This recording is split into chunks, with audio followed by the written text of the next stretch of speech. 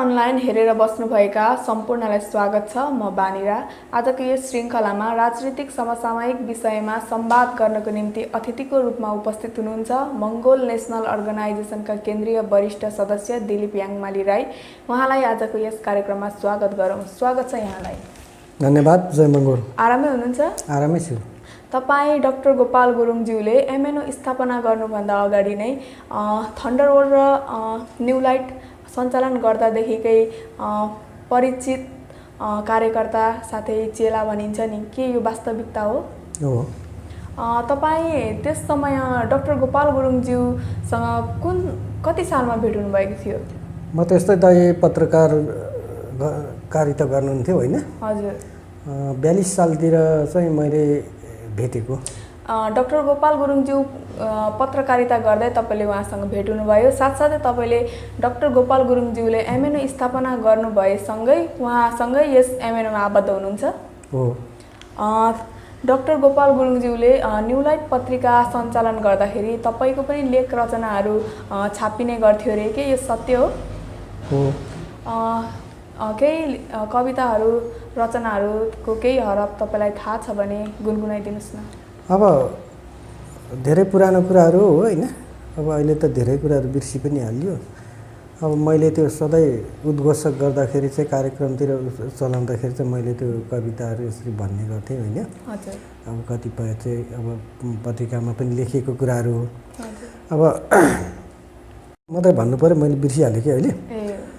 वीर पुर्खाको सन्तान मंगोलले बिरालो जस्तै बनेर बाँच्न अधिकार छ, आफ्नो भूमिमा आफ्नै अस्तित्व मेटाएर भन्ने एउटा यो थियो होइन? अर्को,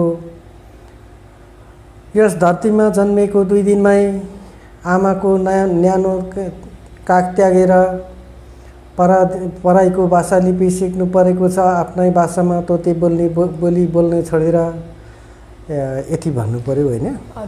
अनि अब धेरै उसहरू थियो, बिर्सिहालेछु अहिले त, धेरै पुराना पनि भयो।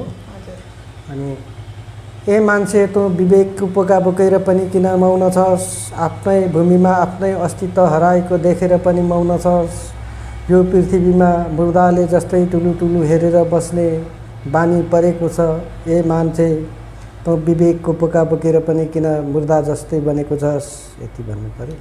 तपाईँको धेरै कविताहरू छापिने गर्थ्यो होला त्यस समय? त्यसो भए हजुर, अलिअलि गर्नु। डाक्टर गोपाल गुरुङज्यूलाई तपाईँले सर्वप्रथम सबैभन्दा पहिले कुन ठाउँमा भेट्नुभएको थियो? साल पनि थाहा भए बताइदिनुहोस् न। अब भेटेको चाहिँ मैले अघि 42 सालतिरै दाइ पत्र त्यो समाचारहरू सङ्कलन गर्नु हिँड्नुहुन्थ्यो होइन? अब इलाम 5 तर उता यतातिर पनि डुल्नुहुन्थ्यो। त्यति बेला चाहिँ मैले अब साँझ परेको थियो होइन? अब हाम्रो फिकलमै भेटेको। अनि म सानै फुचे नै थिएँ। मैले त अलिक धेरै टाढैबाट हेरेको, अब धेरै मान्छे थियो। धेरै मान्छेकोमा धेरै परैबाट हेरेको मैले। हजुर। डाक्टर गोपाल गुरुङज्यूले नेपाली राजनीतिमा अधेका सच्चाइ लेखिसकेपछि होइन, उहाँ त जेल जानुभयो। त्यसपछि तपाईँ त एक उहाँको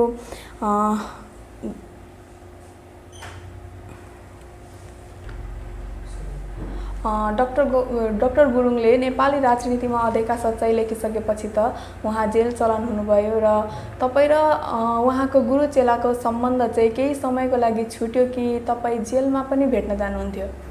अब उहाँ जेल चाहिँ कसरी पर्नुभयो भने, यही पहिला चाहिँ अब यो राजतन्त्रको विरुद्धमा होइन, पञ्चको विरुद्धमा अब उहाँले लेख्नुहुन्थ्यो, बोल्नुहुन्थ्यो। त्यसैको आधारबाट चाहिँ यो नेपाली राजनीतिमा अधेका सच्चाइ पुस्तक चाहिँ उहाँले लेख्नुभयो होइन?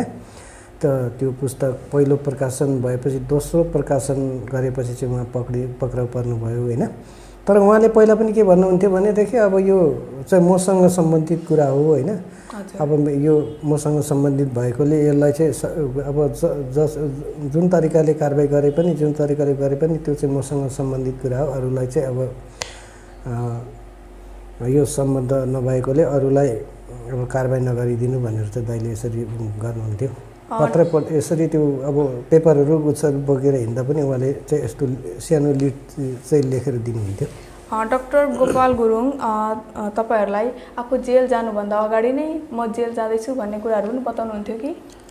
अब त्यो त निश्चित थियो नि त। अब निश्चित किन थियो भने त्यति बेला अब नेपाली राजनीतिमा अधेका सच्चाइ पुस्तक भनेको चाहिँ अब यस्तो पुस्तक हो जसले चाहिँ अब तहल्कामा चाहिँ होइन यहाँ मात्रै होइन अब सिक्किमदेखि लिएर धेरै उतिर पनि तहल्का मचाइदियो नि त त्यो किताबले त। त्यसले गर्दाखेरि त्यो त निश्चित कुरा थियो। अब पक्राउ पर्छु, जेल जान्छु, अब भोलि अब गोली ठोक्छ होइन, हरेक कुराहरू त त्यो त दाइलाई थाहा थियो नि त। त्यसले गर्दा अब मसँग सम्बन्धित कुरा हो, अब अरूले चाहिँ कुनै पनि प्रकारको यातना भोग्नु नपरोस् भन्ने कुराहरू चाहिँ दाइले गर्नुहुन्थ्यो नि। तपाईँले यस सङ्गठनको चाहिँ कुन कुन चरणलाई चाहिँ पार गर्दै होइन तपाईँ आज यस केन्द्रीय वरिष्ठ सदस्यसम्म आइपुग्नु भयो त्यो पनि बताइदिनुहोस् न।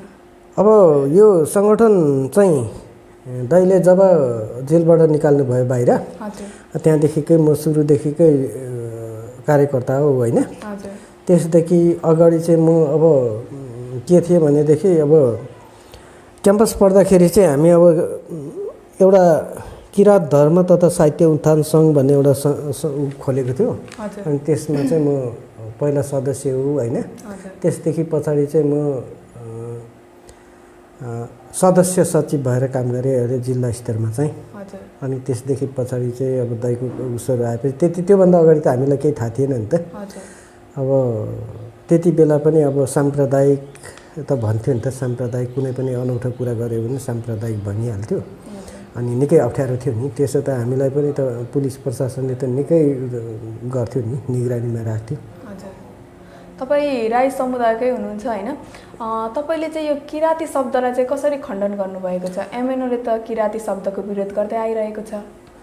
अब पहिला चाहिँ के हुन्थ्यो भने हामी अब हाम्रो बाबुबाजेदेखि नै मतवाली किराँत भन्ने कुराहरू त आइरहन्थ्यो कि, अनि हामी किराँत हो भन्थ्यो। मलाई पनि पहिला त निकै मन पर्थ्यो क्या किराँत भनेको, हामी किराँत रहेछौँ भनेर। तर पछिबाट यसो बुझ्दै जाँदाखेरि अब त्यो नेपाली बृहत् शब्दकोशहरू पल्टाउँदै जाँदाखेरि त किराँत भनेको के रहेछ भने अब जङ्गली सठे पर्वते पाखे तिख्रे खर्पने भनेर चाहिँ त्यो राममणि दीक्षित भन्ने बाहुनले पनि लेखेछ नि त होइन।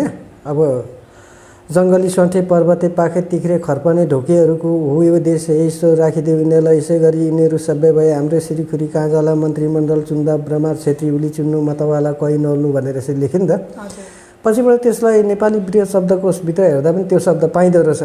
अब किराँत शब्दको अर्थ के रहेछ भनेदेखि जङ्गल फाँडेर खनी खोर्सी खाने, जङ्गली असभ्य कुसुन्डा पाखे, अनि जनजाति ब्राकेटमा चाहिँ फिरिङ्गे भनेर पाइँदो रहेछ कि।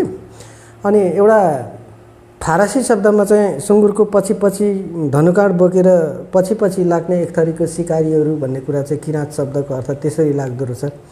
अनि यो कुरा बुझेपछि चाहिँ अब जङ्गली त अब हुनु भएन नि त होइन। त्यसले गर्दाखेरि अब के हो त सही कुरा भन्दाखेरि चाहिँ हामी यो देशको चाहिँ मङ्गोल हो अनि मूलवासी हो भन्ने कुरा पछि बुझ्दै आएपछि यो सङ्गठनमा आबद्ध भएको र म जिल्ला कमिटीदेखि नै सुरुदेखि नै लागेको म। त्यस्तो भए तपाईँले पनि किराँती शब्दको चाहिँ विरोध गर्नुहुन्छ होइन त? पहिला त किराँत भन्दै आउँथ्यो। अनि त्यहाँदेखि मङ्गोल भनेको त पहिला त मान्छेले बुझ्थेन। किन बुझ्थेन भने मङ्गोल आर्यको कुरा त बुझ्थेन। अब हाम्रो मान्छेलाई त्यो मङ्गोल के हो आर्य के हो भन्ने कुरा पनि थाहा थिएन नि त। त्यसले गर्दाखेरि एकैचोटि मङ्गोल भनेर प्रचारमा हिँड्दा त हाम्रै मान्छेहरूले के को मङ्गोल हामी किराँत हो भनेर भन्थ्यो होइन कसैले। अब त्यसो त धेरै गर्थ्यो नि। डाक्टर गोपाल गुरुङज्यूको तपाईँ पुरानो साथै भरपर्दो कार्यकर्ता भएकोले होला सायद उहाँले तपाईँलाई केही जग्गा माग्नु भएको थियो अरे नि, के सत्य हो? हो। अनि तपाईँले यस जग्गाको सम्बन्धी कुरालाई होइन डाक्टर गोपाल गुरुङज्यू त अहिले हामी माझ हुनुहुन्न, तर त्यो जग्गा सम्बन्धी वचनलाई चाहिँ तपाईँले कसरी पुरा गर्ने सोच बनाउनु भएको छ? उहाँले यो 64को चुनावमा चाहिँ आउनुभयो। 64को चुनावमा आउँदाखेरि चाहिँ उहाँ अब अलिक वृद्ध पाएको मान्छे पनि होइन, अब बिरामी मान्छे पनि। अब उहाँले चाहिँ के भन्नुभएको थियो भने म उसलाई अलिकति यहाँ 4 आनी जति जग्गा देऊ भाइ, म यहाँ यतै घर बनाएर बस्नु पऱ्यो। अब गर्मी हुँदाखेरि यता झापातिर गर्मी हुँदाखेरि चाहिँ यता पाहाडतिर निस्केर बस्छु भनेर भन्नुहुन्थ्यो। त्यसैलाई पछि चाहिँ वार्ड कार्यालय बनाएर राखे पनि हुन्छ भनेर भन्नुहुन्थ्यो होइन। मैले अनि अब त्यही विचार गरिरहेको छु। उहाँले रिसर्च सेन्टरको लागि नभई आफै बस्नको निम्ति चाहिँ माग्नु भएको रहेछ होइन त? आफै बस्न पनि। अनि अब अन्तिम संस्कारमा चाहिँ अब अरूतिर भयो भनेदेखि तिनेर आफूलाई राख्ने ठाउँमा माग्नुभएको हो। उहाँले आफ्नो समाधि स्थल पनि त्यही बनाउने सोच बनाउनु भएको थियो। तपाईँ इलाम जिल्लाको क्षेत्र नम्बर 1बाट उम्मेदवारी दिइरहनु भएको छ होइन, उठ्दै पनि आइरहनु भएको छ। अबको आउने चुनावमा पनि तपाईँले नै उम्मेदवारी दिने सोच बनाउनु भएको छ कि? अब त्यो चाहिँ समय र परिस्थितिले गर्छ होइन। अब अहिले चाहिँ के छ भनेदेखि अब म उम्मेदवारी हुन्छु भन्ने कुरा चाहिँ अब मैले पनि भन्नु हुँदैन, किनकि त्यो चाहिँ भोलिको आउँदो मान्छेले भन्ने कुरा हो होइन। एक प्रकार चाहिँ अब युवा पिँढीलाई अब अगाडि सार्नुपर्छ, बढाउनुपर्छ भन्ने कुराहरू हो होइन। अब प्रचार प्रसारमा जाँदाखेरि चाहिँ अब फलाना मान्छे चाहिँ यसरी हरायो अरे, कता गयो भनेर चाहिँ सोधी खोजी चाहिँ हुँदो रहेछ होइन। त्यसले गर्दाखेरि त्यति बेला चाहिँ अब समयले के भन्छ त्यो अनुसारले जानु पर्यो। अनि फिल्डमा जाँदाखेरि चाहिँ कस्तो मनसाय पाउनुहुन्छ तपाईँले? तपाईँले नै उठ्नुपर्छ भन्छन् कि कतिपयले नयाँ अनुहार आउनुपर्छ भन्छन्? अब अहिले चाहिँ के छ भनेदेखि अब प्रचार प्रसारमा हिँड्दाखेरि त अब कति त ठाउँमा त म त पुग्दिनँ, किनकि अब अघि पनि मैले भने होइन, हिजोको दुधमुखे शिशु अब जवान हुँदै अहिले हिमालको परिचय केससितै पाकेर चाहिँ हिमालको परिचय दिने भइसकेको मान्छे एक प्रकार होइन त। अलिअलि यो केसमा कालो दलेर मात्रै अब केस कालो बनाएको होइन त। त्यसले गर्दाखेरि अब त्यति बेलाको समयले के भन्छ होइन। अब अहिले चाहिँ फलाना मान्छे कता गयो हरायो अरे बा मऱ्यो कि चाहिँ भन्छ अरे क्या, धेरै पनि त अब थुप्रै वर्ष भइसक्यो अब भन्नु पनि सक्छ। तपाईँले इलामको त्यस क्षेत्र नम्बर 1मा चाहिँ कति पटक उम्मेदवारी दिइसक्नु भइसक्यो? मैले उम्मेदवारी त अब पहिला सङ्गठन दर्ता थिएन होइन। अब 51 सालमा पनि म स्वतन्त्र भएर लडेँ, स्वतन्त्र उम्मेदवार थिएँ क्षेत्र नम्बर 1 इलामको क्षेत्र नम्बर 1बाट होइन। अब त्यसदेखि 56मा पनि भयो, अनि 56मा पनि म क्षेत्र नम्बर 1बाट स्वतन्त्र उम्मेदवारै थिएँ। अनि यो सङ्गठन दर्ता भयो 64मा, अनि 64को संविधान सभामा पनि म अब उम्मेदवार थिएँ होइन क्षेत्र नम्बर 1बाटै। अनि अब त्यसदेखि पछाडि आयो नि यो 64देखि पछाडिको जुन संविधान सभा भयो नि त, यसमा पनि म उम्मेदवारी दिएको थिएँ क्षेत्र नम्बर 1बाट थियो। तपाईँले कुन कुन स्थान ल्याउनु भयो त्यो चुनावमा, त्यो पनि थाहा छ भने बताइदिनु। मैले त्यति बेला स्वतन्त्र उठ्दा चाहिँ म अब चौथो स्थानमा थिएँ होइन, दुईपल्ट चौथो स्थानमै आएँ। अनि यो सङ्गठन दर्ता भइकन चाहिँ अब त्यति बेला सबै मान्छेहरू सङ्गठन दर्ता नभएको पार्टी भनेर चाहिँ सबै काङ्ग्रेस एमाले भएर गइहाल्यो होइन। अनि यो सङ्गठन दर्ता भएपछि चाहिँ अब ढिलो दर्ता भयो, ढिलो दर्ता भएपछि प्रचार पनि ढिलो हो। त्यति बेला चाहिँ 5औँ स्थानमा आयौँ। केही समयको लागि सन्दर्भ बदलौँ होइन। भर्खरै केही दिन अघि मात्र हिन्दूहरूको महान चाड विजयदशमी होइन गइसकेको छ होइन। तर त्यस दिनमा चाहिँ अब सबैले मनाइरहेको समयमा होइन आज एमएनओले चाहिँ विरोध गरिरहेको पाइयो देशव्यापी रूपमा। त्यसको विरोध गर्नुको खास कारण चाहिँ के हो त्यो बताइदिनुहोस् न। अब यो विजय दशमी भनेको चाहिँ पहिला अब हिन्दूहरूको मात्र चाड भन्थ्यो क्या, महान चाड भनेर भन्थ्यो। अहिले चाहिँ सबैलाई मिलाएर चाहिँ नेपालीहरूको भनेर भन्नु थाल्यो यो विरोध गरेपछि चाहिँ। अब यसमा चाहिँ के छ भनेदेखि अब यो सबै हत्या हिंसा आतङ्कको कुरा मात्रै छ यहाँभित्र, किनभने रक्तपातको कुराहरू छ होइन। अब यो चाहिँ दसैँको टिकाम कसरी मनाइयो भन्दाखेरि राम र रावणको चाहिँ घमासान युद्ध भयो होइन। भएर चाहिँ अब दुर्गा देवीले चाहिँ अन्तिममा रावणलाई मारेपछि चाहिँ यो टिका लगाएको विजय उत्सव मानेको भन्छ नि। तर प्रमाणसिद्ध आधारलाई यो रामायणलाई हेऱ्यो भने चाहिँ अब महाभारत हेऱ्यो भने चाहिँ खालि युद्धको कुरा छ, अनि यो छल कपटको कुराहरू छ होइन। अब यस्तो कुराहरू चाहिँ हिन्दू शास्त्रतिर पाउँछ। अब जाल झेल हरेक कुराहरू पाउँछ। तर वास्तविक यो कुरा चाहिँ के छ भनेदेखि 1495मा शरणार्थी भएर आएको राजाको पुर्खाको सन्तानले 1495मा शरणार्थी भएर आएको राजाको पुर्खाले चाहिँ हाम्रो अब 1559मा चाहिँ घले राजालाई छक्क्याएर चाहिँ काट्न सफल भयो नि त। काट्न सफल भएपछि नारायण आर्यल र गणेश पाण्डेको षड्यन्त्रबाट चाहिँ काट्न सफल भएपछि अब त्यही रातमा चाहिँ मध्यराति 12 बजी चाहिँ उनीहरूले अरू घरे गुरुङहरूलाई काटेको इतिहास छ होइन। अनि यसमा त द्रव्यशाले अनि लिगलिग कोडमा कुदेर राजा भएको भन्ने कुराहरू पनि छ नि। अब कुदेर त राजा के हुन्थ्यो होइन त, कुदेर राजा हुने त अब त्यो त थिएन होला। अब इतिहासकारले इतिहास जसरी लेखे हुन्छ नि त, अब खाता कलम आफ्नो हातमा पुगेपछि त आफूले जे लेखे हुन्छ। तर वास्तविक प्रमाणसिद्ध आधार चाहिँ के छ भनेदेखि अब 1559मा त्यसरी घले राजालाई काटियो होइन। काटिएपछि 1559 भदौ 25 गतेको दिनमा चाहिँ उनीहरूले त्यो घले राजालाई काट्यो। अनि काटेपछि त्यसको ठिक एक महिना पछाडि चाहिँ उनीहरूले 1559 असोज 25 गतेको दिनमा चाहिँ उनीहरूले विजय उत्सव मनाएको कुरालाई नै यो विजय दशमी भनेको हो होइन। अब त्यति बेला चाहिँ त्यो घले राजाको खुनलाई चाहिँ उनीहरूले भाँडामा राखेर चाहिँ पछिबाट चाहिँ 1 महिना पछाडि चाहिँ उनीहरूले अब चामलसँग मुछेर चाहिँ त्यो घले राजालाई द्रव्यशाहलाई चाहिँ टिका लगाइदिएर चाहिँ त्यो नारायण आर्यल भन्ने बाहुनले चाहिँ यसरी चाहिँ उसलाई गद्दीमा राखेको कथाहरू छ नि त। त्यसले गर्दाखेरि यो त त्यस्तो होइन।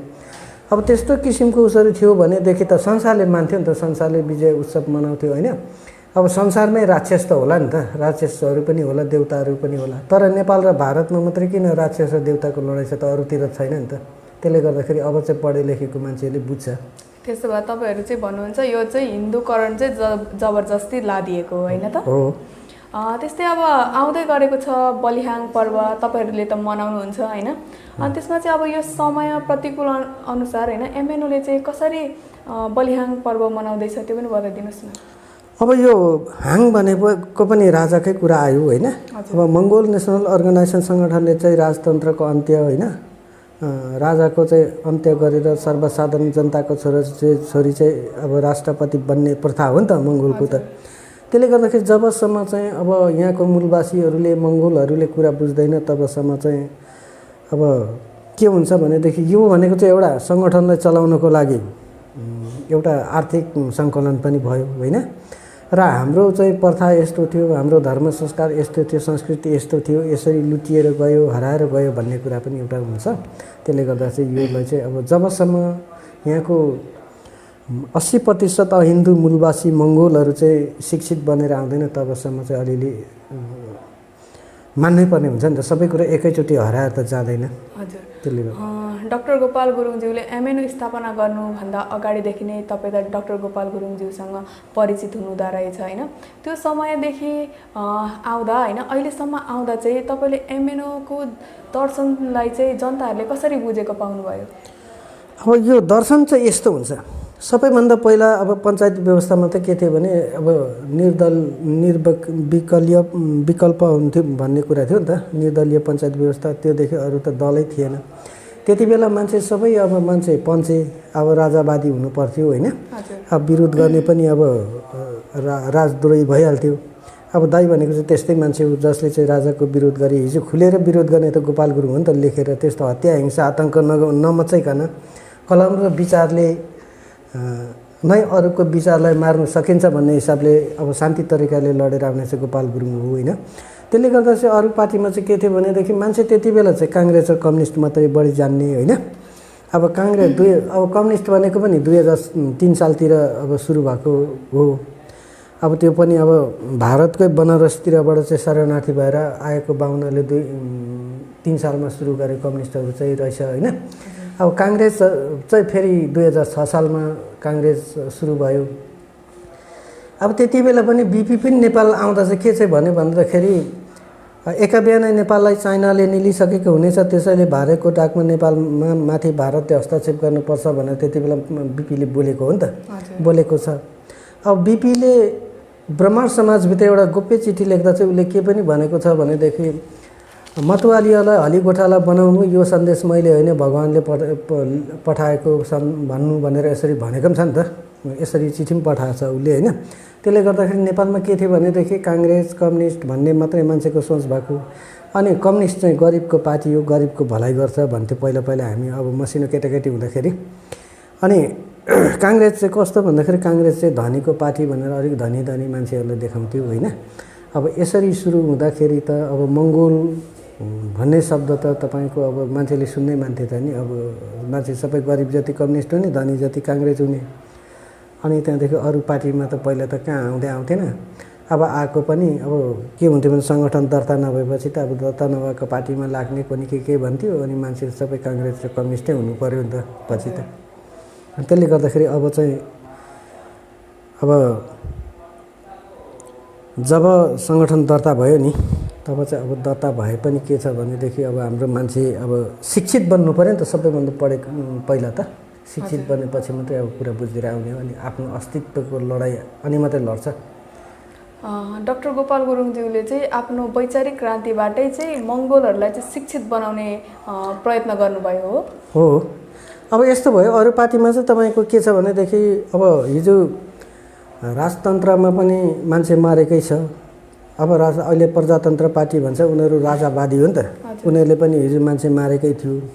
अब 28 सालमा रमाइलो झोडा काण्ड, 36 सालमा खुक्कु छिन्ताङ काण्ड हुँदै थुप्रै काण्डमा चाहिँ हामी मङ्गोलहरू नै षड्यन्त्र गरेर मराउने त बाहुनहरू हो नि त। अब धनकुटामा राईहरूलाई मराउने भनेको चाहिँ यामनाथ बराल हो, जो चाहिँ गुप्तचर विभागको चाहिँ इन्सपेक्टर हो। उसले चाहिँ धनकुटामा गएर एउटा साधारण स्कुलमा पढाएर चाहिँ त्यहाँको राईहरूलाई कम्युनिस्ट बनाएर मराएको हो नि त। एउटा धनी बाहुनको घर देखाएर ऊ त्यो चाहिँ शोषक सामन्ती हो, यसले चाहिँ हाम्रो खुन पसिना रगत चुसेको छ, यसको चाहिँ हामीले खोसेर लिनुपर्छ, यसको नेतृत्व चाहिँ म गर्छु, तपाईँहरूले चाहिँ मलाई साथ दिनुहोस् भनेर चाहिँ त्यहाँको राईहरूलाई उक्सायो। उक्साएपछि चाहिँ अब कसरी आउने त, दिउँसो कोही पनि भेट नहुने। एकैचोटि रात म 7 बजीतिर बेलुका आउँछु त्यहाँ, तपाईँहरू पनि आउनुहोस् ती। अब मलाई साथ दिनु तपाईँहरू आउँदै हुनुहुन्छ भनेर चाहिँ मैले कसरी चिन्ने भन्दाखेरि तपाईँहरू चाहिँ राको बालेर आउनुहोस् भनेर त्यो धनकुटाको राईहरूलाई चाहिँ राको बालेर आउनु लाग्यो के। अनि उसले चाहिँ अब ऊ त गुप्तचरको मान्छे हो, उसले चाहिँ पहिला सेना र प्रहरी बोलाएर तैनात गरिसकेको हुँदाखेरि अब राईहरू चाहिँ राको बालेर गयो होइन बाहुनको घरमा, त्यति बेला चाहिँ गोली हानेर मारेको हो नि त। त्यसलाई चाहिँ खुक्कु छिन्ताङ काण्डको नामले चिनिन्छ। अब यस्तै काण्डहरू त थुप्रो भयो नि, अर्धखाँचे काण्ड भयो, बेनी सल्लेरी काण्ड भयो होइन, पिस्कर हत्या काण्डहरू भयो। अब यस्तो काण्ड मचाएर मान्छे मार्ने हिजो प्रजातन्त्र पार्टी हो। त्यसदेखि पछाडि कम्युनिस्टहरूले पनि मान्छे मारेकै छ, काङ्ग्रेसले पनि मान्छे मारेको छ। 2015 देखि 2018 सालसम्म, 2017 देखि 18 सम्म मान्छे मारेरै आएको होइन। अब माओवादीले पनि हिजो अस्ति मान्छे मारेको हामीले देख्यौँ नि त। त्यसले गर्दाखेरि उनीहरू चाहिँ यसरी हत्या हिंसा मचाएर चाहिँ अब शक्तिमा पुग्यो। तर गोपाल गुरुङको लडाइँ चाहिँ के भन्दाखेरि ढिलै होस् होइन, कलम र विचारको लडाइँ त मान्छेले ढिलो बुझ्छ नि त, ढिलो होस् त्यो चाहिँ दिगोस् भन्ने हिसाबले चाहिँ बाँचेर राजनीति गर अनि भोलिको परिवर्तन त तिम्रो आँखाले आफ्नै आँखाले हेर्न पाउँछौ भन्ने कुरा चाहिँ गोपाल गुरुङको कुरा हो होइन।